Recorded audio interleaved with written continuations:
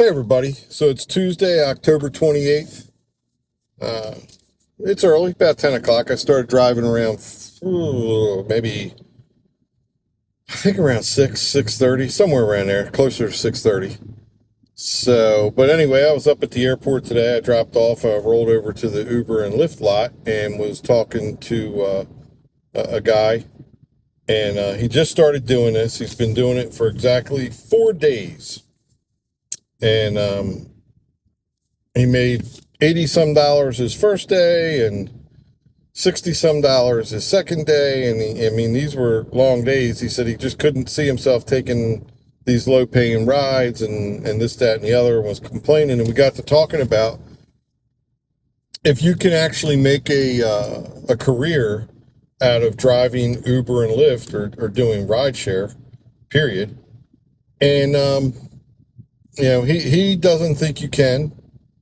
I am of the argument that it is just like any other business out there, that you're going to, get more out of it the more professional you are, and the more you put into it, the more you'll get out of it. And we talked about several things, and one of the things he asked was, what kind of a return on investment are you getting when you do Uber and Lyft? And I know this is probably the wrong way to look at it. I'm going to have a car, so I really don't count my car payment and my insurance payment that much. I count a portion of it. I kind of prorate it. And the reason I do that is because I live in an area where you definitely need to have your own car. And I would definitely need a car anyway, because I have a wife and daughter, and I got things to do. I need a car for it. So I'm definitely going to have a car. I'm definitely going to have insurance and all that kind of stuff. So I look at it and I kind of prorate it. But like I was telling him, I said, you kind of want to look at it on a fuel basis. The way I look at it is if I go out and I put $3 or $30 in my gas tank, I want to make at least, 3.5, probably, I would say maybe $3 to $350 off of that 30. So if you look at it like that, I think that's a fair way of looking at it. And then at the end of the month, you can always prorate your car for your own math to see if you're profitable or not profitable or whatever you want to do. But before I run off on a tangent, I want to talk more about the, hey, can you make this a full-time gig? Can you do it as a profession? And, how to do it as a profession. I think the biggest problem with Uber and Lyft is I don't think a lot of people, and I'm guilty of this, I didn't know either. I learned, I've been doing this for 11 years, almost 12, and a lot of what I've learned the hard way by making mistakes. And I've made mistakes recently. I was of the adage that I didn't want to take all these short rides that were $5, $6, $7, $8. I figured, you know what, this is Uber and Lyft ripping me off. I should be being paid a lot more. But I've been now, I think I'm in my third week, maybe fourth week. I'd have to go back and look, but let's just say third week of taking a lot more rides. I still don't take all the rides. I don't think anybody takes all the rides, but at one point my Uber acceptance rate was at 2% and my cancellation rate was at 12%. And I have reversed that to 49% and 3%. So that's a big change. That's a huge swing on the pendulum. And I will say, I feel the more rides I take, the better Uber pays me. Lyft, it's still up in the air with Lyft, but I don't do as many rides with Lyft as I do with Uber. In the area that I'm in, I feel like Uber is probably much more popular. Lyft has its times during the day that it's super popular. But, and when it is super popular, when Lyft is more active than Uber, I do feel like Lyft does tend to pay more, although you've really got to watch Lyft. They'll try and sneak in a $3.45 ride, $3.18 ride, $4 and whatever ride. And I'm sorry, but I don't care how short it is. I'm not driving to you, even if it's like 1/10 of a mile, to take you 1/10 of a mile for $3.18. If that's the case, your ass can walk. But, back to this, can you do it as a career? And I'll get right to the point now that I've gone off on a tangent. Yes, you can. I think you can. I think you could probably come out here and you're going to put the time and you're going to put the effort in. I think you could probably come out here and make a decent career out of this. And that being said, for several different reasons. One, you're going to have to, and I've said this before, track your miles, track your expenses. If you're not tracking your miles and you're not tracking every single expense, car payment, insurance payment, maintenance, fuel, cleaning your car, everything. If you buy water for inside of your car, if you buy Windex, you need to be tracking every single expense, plain and simple. Number one. Number two, if I was a new driver today, I think I would start off on the small range. I think I would just concentrate on doing Uber X or regular Lyft. I wouldn't worry about XL. I wouldn't worry about comfort. A lot of cars are comfort cars anyway. And I certainly would not worry about doing black car. I think black car is a trap. I've done black car. You make really good money, but you are putting in a lot of hours when you're doing black car, and you're doing a lot of sitting. Now, there can be money made doing black car, but you're going to have to do private work, and you're going to have to do a lot of it. And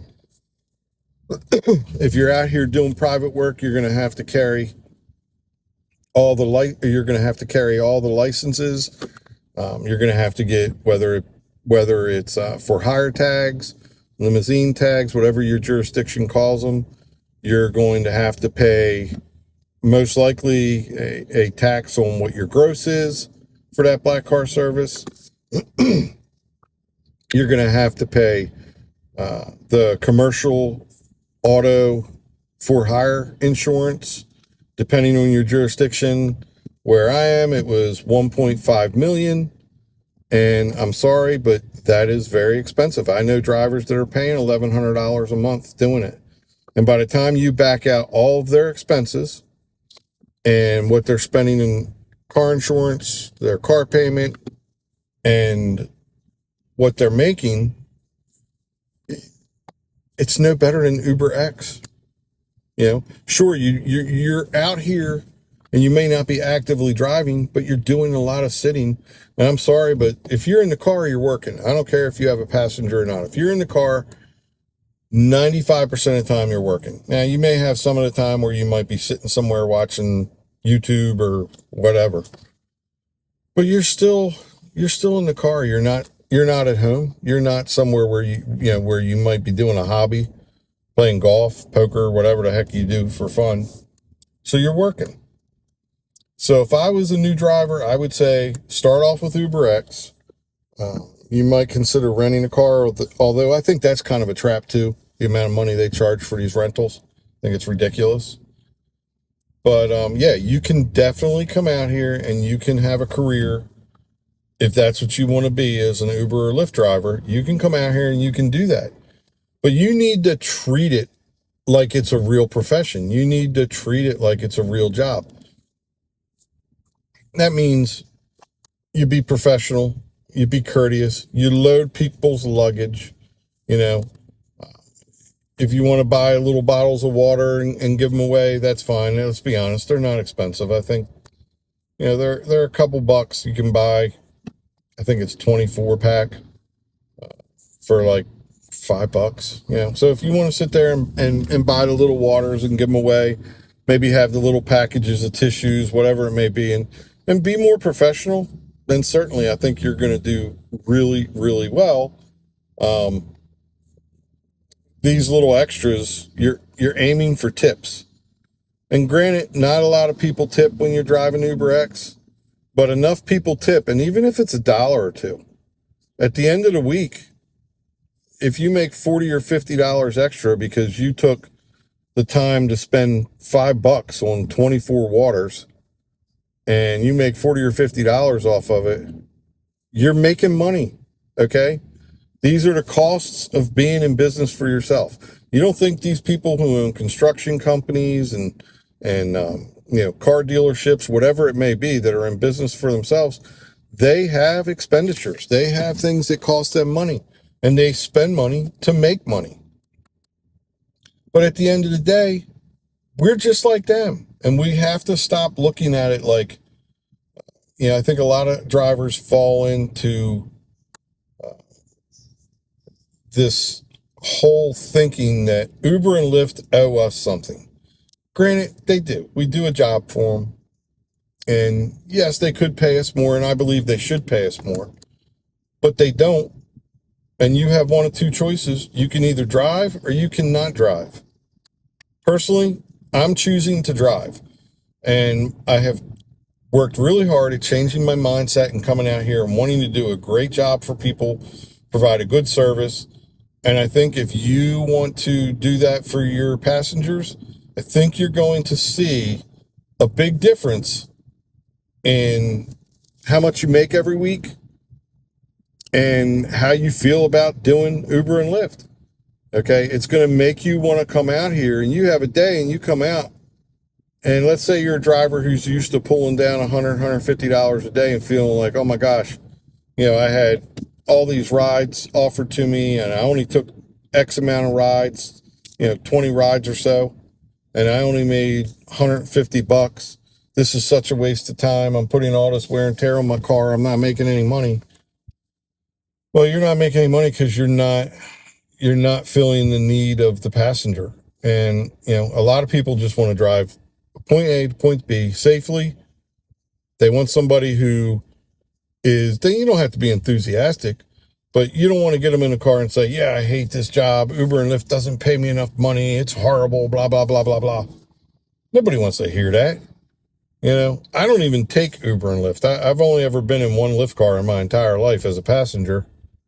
And the guy didn't act that way, but I would have hated it if he did. I don't want to sit there and listen to your bad mood. I don't give a shit what kind of mood you're in. I just want to go from where you picked me up to where I'm going. Okay. And I want to do it with somebody who's not going to drive like a maniac and whose car doesn't smell like the ass end of a dying donkey. That's my second thing is, if you are going to do this as a profession, keep your car clean. Okay. Keep it clean. Go out and spend the little bit of money that it takes to keep your car clean. It's not hard. Buy a cleaning kit. Go to AutoZone and buy, some leather cleaner or cloth cleaner or whatever it is, what you need, go buy it. It's a couple dollars. You're going to see a huge return in tips, in people just being grateful that you keep your car clean.